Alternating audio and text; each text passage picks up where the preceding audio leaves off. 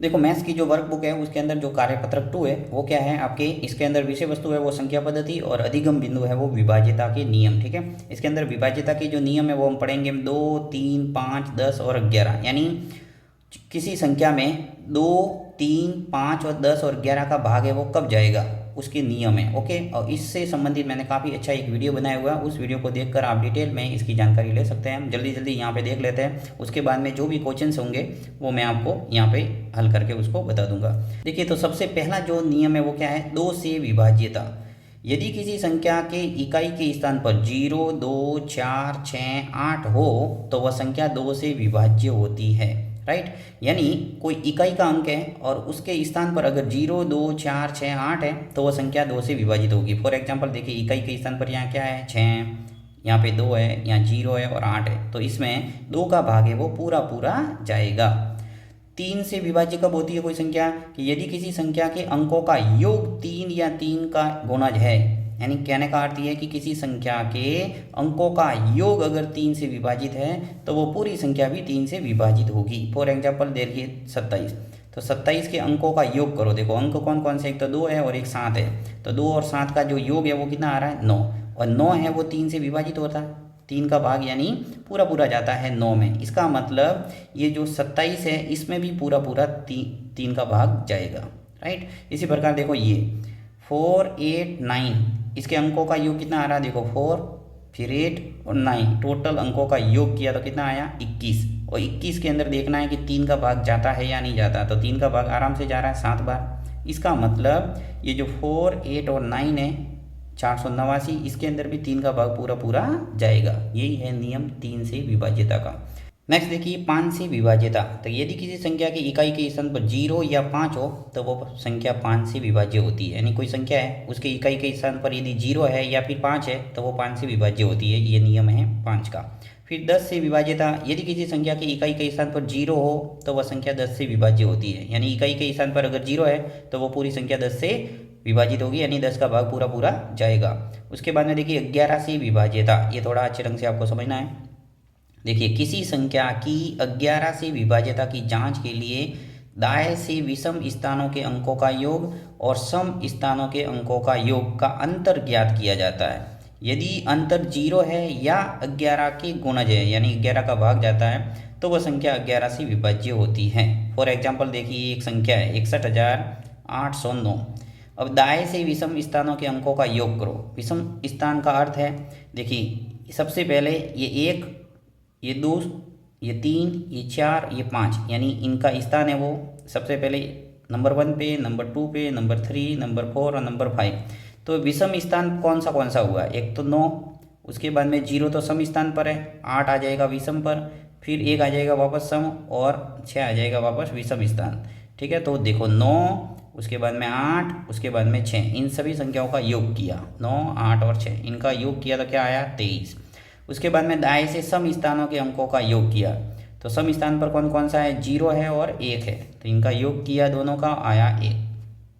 अब इनका डिफरेंस निकालना है, यानी 23 में से 1 गया तो क्या आया 22। राइट, यानी बड़ी संख्या में से छोटी संख्या घटा दो तो क्या आ गया 22। अब 22 में 11 का भाग जाता है या नहीं जाता, ये आपको चेक करना है। तो 22 में 11 का भाग जा रहा है, यानी कि इस पूरी संख्या में भी 11 का भाग जाएगा, यानी 61,809 में भी 11 से विभाज्य होगी। तो यही रूल है, आपको सम संख्या और विषम संख्या का डिफरेंस निकालना है और देखना है उसमें 11 का भाग जाता है या नहीं। नेक्स्ट है 7 से विभाज्यता। तो संख्या के इकाई के अंक को हटाकर उसके दुगने को शेष बचे अंकों में से घटाने पर प्राप्त संख्या 0 अथवा 7 का गुणज हो तो वह संख्या 7 से विभाज्य होती है। ये रूल है 7 से विभाज्यता का। एग्जाम्पल से समझते हैं कि 238 में इकाई का अंक क्या है 8। देखो यहाँ पे इकाई का अंक 8 है, उसका दुगना करो, दुगना होगा 16, इसको शेष बचे अंक 23 में से घटाने पर, तो देखो यहाँ 8 के अतिरिक्त कौन सा शेष बचा अंक है 23, 23 में से इसका जो दुगना है 8 का 16, इसको घटाएंगे, तो 23 में से 16 घटाएंगे तो आ जाएगा हमारा शेषफल कितना 7। देखिए यहाँ पे घटाया, 23 में से 16 गए तो क्या आ गया 7। 7 में 7 का भाग जा रहा है, इस 7 के अंदर 7 का भाग जा रहा है, इसका मतलब 238 भी 7 से विभाज्य होगा। तो ये रूल है 7 से विभाज्यता का। अब तो यहाँ पे मैंने थोड़ा बहुत जल्दी जल्दी आपको बताया है।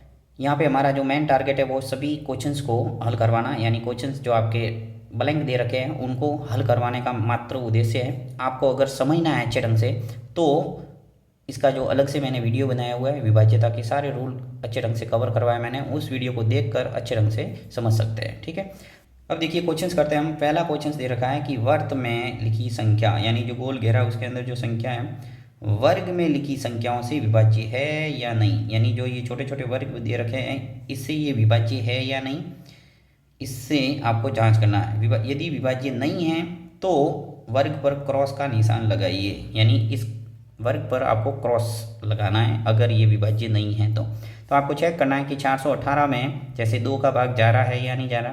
तो विभाज्यता के नियम आपने पढ़े हैं, उससे पता चल रहा है कि 8 है इकाई के स्थान पर और इकाई के स्थान पर 8 है, मतलब 2 का भाग जाएगा, राइट। तो ये 2 ऐसे के ऐसे रहने देना है। अब 3 से विभाज्यता का रूल क्या है कि यदि अंकों का योग 3 से विभाज्य है तो 3 का भाग जाएगा।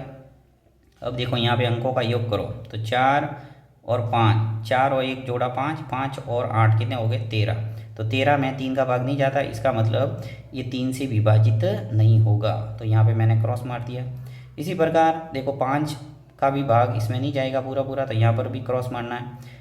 10 का भी भाग इसमें नहीं जाएगा और 11 का भाग इसके अंदर पूरा पूरा जाएगा। तो इस ढंग से आप देख सकते हैं, देखो 111 इसके अंदर 2 का भाग नहीं जाएगा, 5 का नहीं जाएगा, 10 का नहीं जाएगा और 11 का नहीं जाएगा, तो यहाँ क्रॉस मारना आपको।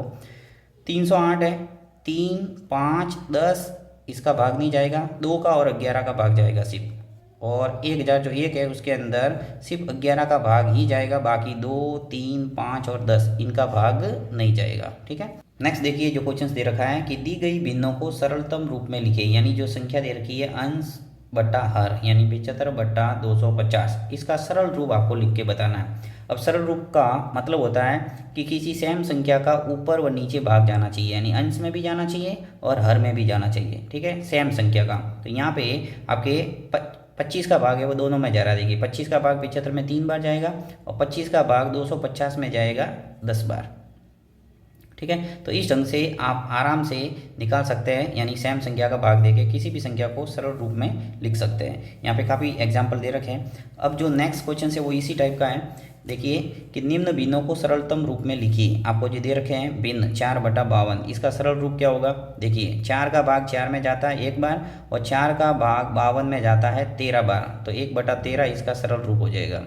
इसी प्रकार 3/30 है, 3 में 3 का भाग जाता है और 30 में भी जाता है, तो 3 में 3 का भाग 1 बार गया और 30 में गया 10 बार, तो 1/10 इसका सरल रूप हो गया। ठीक है, उसके बाद में 115 और 180 इसका सरल रूप हो जाएगा 23/36। तो इस ढंग से आप प्रत्येक संख्या का सरल रूप है वो आराम से निकाल सकते हैं, क्योंकि भाग देना आपको अच्छे ढंग से आता होगा। 14/200, 2/30, 135/200 का सरल रूप है वो आप देख सकते हैं ये। ठीक है, नेक्स्ट है वो 4th दे रखा है कि दी गई भिन्नों के अंश व हर दोनों ही किन संख्याओं से विभाज्य है, यानी जो संख्या दे रखी है वो इस 2 से, 3 से, 5 से, 10 से, 11 से विभाज्य है या नहीं, सेम संख्या से दोनों डिवाइड होनी चाहिए। तो जैसे कि देखिए पहला है वो आपके लिए सॉल्व किया हुआ है, दूसरे है जैसे 12/24, और 12 और 24 के अंदर 2 का भाग जा रहा है या नहीं जा रहा, दोनों में देखो 12 में भी जाता है और 24 में भी जाता है, तो लिखना है हाँ। 3 का देखना है, 3 का भाग देखो 12 में भी जाता है और 24 में भी जाता है, तो लिखना है हाँ। 5 से देखो 5 का भाग 12 में भी नहीं जाता और 24 में भी नहीं जाता, तो नहीं। 10 का भाग भी नहीं जाता 12 में और 24 में, तो नहीं। और 11 का भाग भी नहीं जाता 12 और 24 में, तो नहीं। तो इस ढंग से सारे कॉलमों की पूर्ति करना है, आप देख सकते हैं इसको। ठीक है।